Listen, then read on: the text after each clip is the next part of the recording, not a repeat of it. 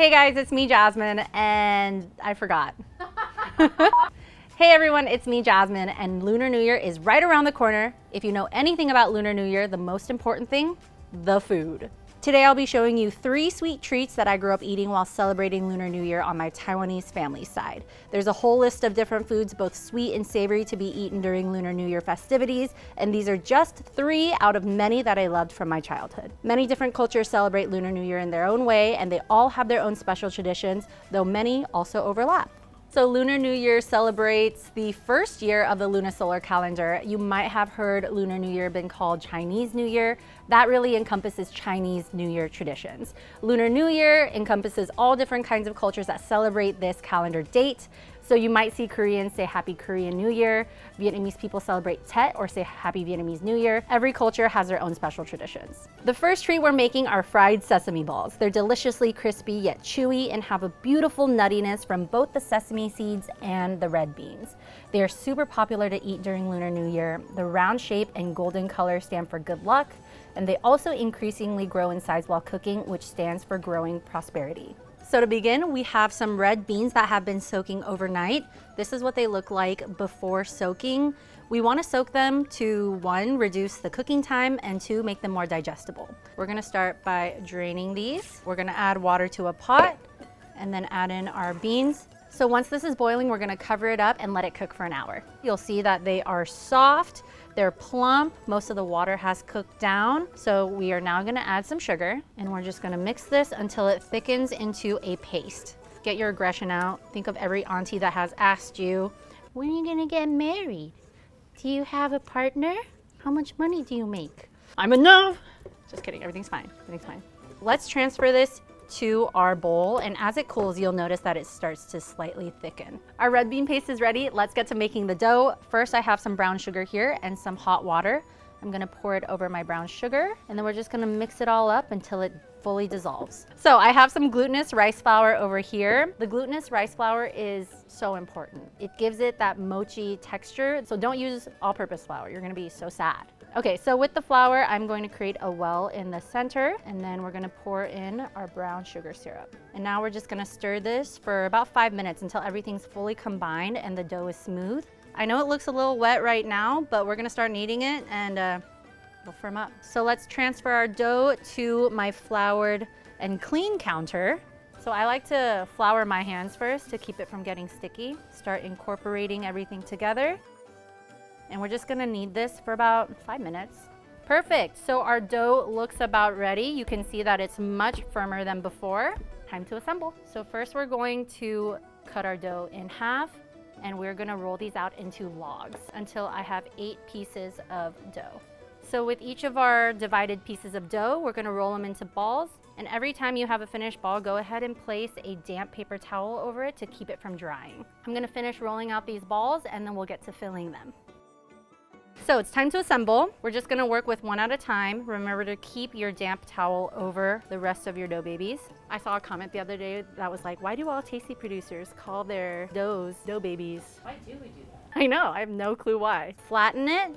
So now I am going to pinch the sides so that it's slightly thinner than the rest of the dough. Totally fine if you get some cracks like this, it'll still work. We're gonna take 1 teaspoon of red bean paste. I usually just scoop it out with my finger like this. And we're just gonna seal it. Once it's sealed, you can put this face down on the counter and just give it a slow swirl, and it'll close up on itself. And now we're gonna coat it in our sesame seeds. Make sure it's evenly coated. You can sprinkle them on like this, or you can just go ahead and carefully push it around until it's fully covered in the sesame seeds. I'm gonna make 7 more of these, finish off the dough, and then we will get to cooking them. I have some vegetable oil in a pot, and I've brought it to 350. And I'm just gonna fry about 4 of them at once for 15 minutes.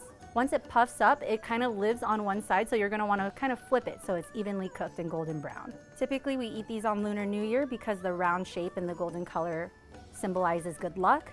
Also, you'll see as we fry these, they'll puff up and they increasingly swell while we're frying it, which stands for growing prosperity. When they start to float to the top, I know it's almost done and the magic is about to happen. Oh my gosh, look at that. It is so pretty, beautifully round, golden brown, and look how big it got. This is the original size. Now that these guys are done, we're gonna transfer them to a wire rack. These are done frying. We're gonna fry up the rest of them and then do a little taste test. Yay! All of our fried sesame balls are done. They are so pretty. Look at that golden brown sheen. The sesame seeds are nice and toasty. I can't wait to dig in. Let's give it a try. Cheers! Oh my gosh. Look at that. Nicely sweet red bean filling. The mochi in between the outside, so chewy. And the outside has that fried flavor, but not too oily. So good. Let's move on to the next one. My mom's favorite. The second treat we'll be baking up are these fortune cakes, also referred to as prosperity cakes or lucky cakes, and are extremely popular during Lunar New Year. The name Fa Gao sounds like wealth, thus symbolizing good fortune for the new year. So to our small saucepan, we're gonna add our brown sugar, butter, and water. So we're just gonna stir this until the sugar dissolves, about 5 minutes. Now that everything is dissolved and has come together, we are going to remove this from heat and let it cool to room temperature. Let's make the batter. First, we're gonna add our self-rising flour. Sift that in there. Also our rice flour, not glutinous, regular rice flour. And then our baking powder. Now we're gonna quickly whisk this together so that it's combined. Bring back our syrup here. Now we're gonna fold it in. You really just wanna mix this until you don't have any flour clumps, because that is not fun to eat. So the molds we're using today are egg tart molds. If you don't have them at home, don't worry, you can totally use cupcake liners. We're gonna take some batter and fill it in there all the way to the top. These cakes, they're deceiving. It's got flavor, but it's light. It's so delicious, and you can't really eat one. It's super addicting, and the texture of it is very different than a muffin. These are usually on the table once you show up to a Lunar New Year festivity. Some people eat it as they get in, for like a little snack before the meal. Some people eat it for dessert. My personal favorite is to save it for the next morning and have it for breakfast. So I was a little generous with my previous molds and I've run out of batter for the last one. So I'm just gonna top this one off with the remaining and let's get steaming. Okay, our steamer basket is rapidly boiling. So we're gonna steam these in batches. My steamer basket will allow for about 3 at one time. And they do expand a little bit, so try to space them out if you can. We're gonna cover this up and steam for about 20 minutes. Do not open the lid. Bad fortune for the year if you open it. Is that true? Or did you make that up? I made that up. Our fortune cakes are done and they've cracked on top, which is exactly what we want. A little background behind this. Growing up, people would say it's good luck because it's a smile and that brings happiness to your new year. But I remember seeing this as a kid and thinking that is a scary smile. And then I was told another story, which is that this is like a flower and each time it cracks, it makes a new petal. The more petals you get, the more luck you have in the new year. So these ones, this is probably the one I would go for as a kid. Cheers. Oh my gosh. The texture is light, yet chewy and dense. It's sweet, it's savory.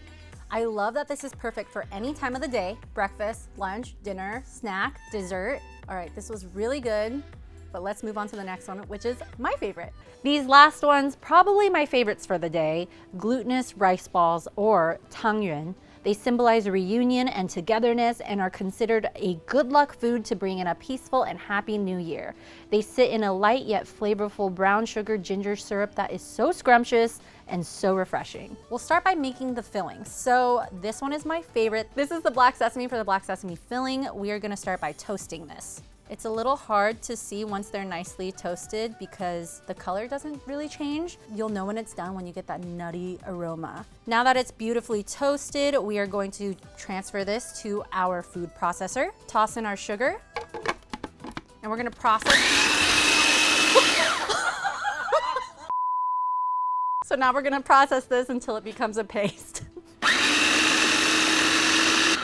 Perfect. Now we're gonna add in some butter. And then we're gonna process it again until it becomes the consistency of like a nut butter.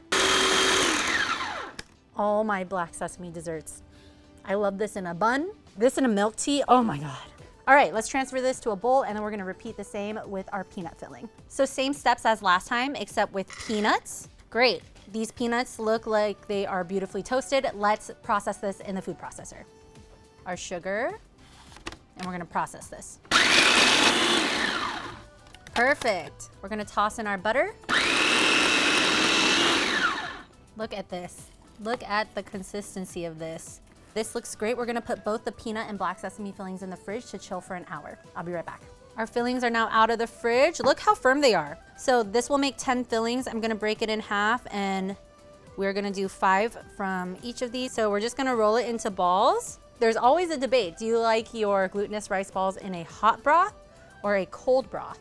And my answer is always cold. I feel like it's so refreshing. We're gonna repeat this with our peanut filling, pre-portioning them out again. Okay, wonderful. Anything that is food in ball form is so cute. Okay, let's make the brown sugar ginger syrup. So in a pot over medium heat, I'm going to add some hot water, brown sugar. If you like it sweeter, feel free to add more brown sugar. I'm just thinking about my mom watching this video being like, why'd you add so much sugar? And of course some ginger. Now we're gonna stir it until the sugar is dissolved and let that cook for about 3 to 5 minutes. The sugar's fully dissolved. I am going to let this cool to room temperature and I'm gonna throw it in the fridge to cool. Let's make the dough. So we are starting with some glutinous rice flour, 1/4 cup of boiling water. All right, I'm just gonna give this a quick whisk. Now I'm gonna add in a 1/4 cup of room temperature water. I'm gonna switch over to my spatula here. Okay, this looks roughly combined. Let's transfer this to our counter. And we are just gonna continue to knead this for about 2 to 3 minutes, just until the dough is nice and smooth. I didn't make glutinous rice balls growing up. My family would go out and get it as sort of a special occasion, but I think that made it a little more special. Like it was like a little treat once in a while. I like to roll it into a little log, divide it into 2. This one will stay here and it's gonna remain white. I'm gonna put this one in my bowl from earlier and I'm gonna add a couple drops of pink food coloring. While you're not working on the white dough here, make sure to cover it with a damp paper towel so it doesn't dry out. So to mix this, if you like to get your hands dirty, by all means, but I'm gonna put on a glove so it doesn't look so gruesome. These are nice gloves. So I actually like to coat it like this, like a dumpling, so it stays inside. And then I'll just continue folding it over and over. Once it's pretty generally dispersed, then you can knead it on the counter. If you don't want to use food coloring, you can use beet juice. It looks so good. I feel like playing Super Smash now. So now we have both our doughs here. So with each piece of dough, I am going to divide it into 10 pieces, about a tablespoon per piece. So now we're gonna roll these into balls, and when you're done, just place them on a tray next to you. And then I'm gonna continue doing this until I have all my dough rolled out, and then we'll get to filling them. Look at all these beautiful balls. Katie! Sorry. This is a family holiday. So what you're gonna do, I like to just press it down in the center. So we're gonna put this on top of your hand, press it down to the center, and place a filling inside. And then I start to loosen up on the bottom and start working my fingers upwards. Press it down until you can get it fully enclosed. Once it's sealed, you can roll it again on the counter or on your palms. You can see it's cracking on the outside, that's fine. So let's place this back here. Same thing with the peanut. With our white dough, we're gonna press flat. Make sure to not make the dough too thin or else it could crack and all the filling would burst and be released into your boiling water.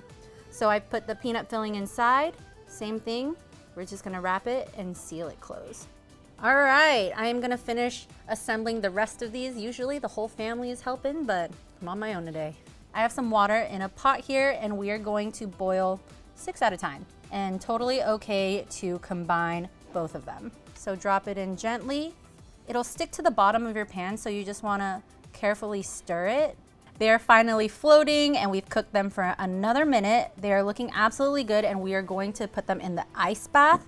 But before we do that, we have to check them to see if any of them burst, because if they do not go in the ice bath, because that ice bath will just go directly inside the rice ball. Luckily, they all look great. Just a quick ice bath. Place them in your bowl. Now I'm gonna pour the syrup over my slotted spoon so none of that ginger goes into my dessert.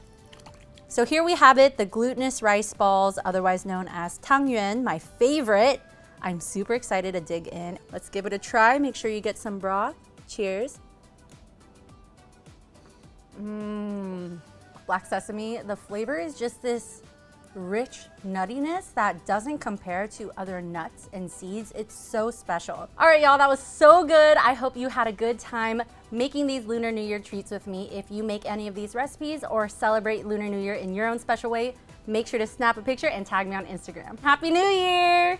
Or as we say at home, 新年快乐! Bye!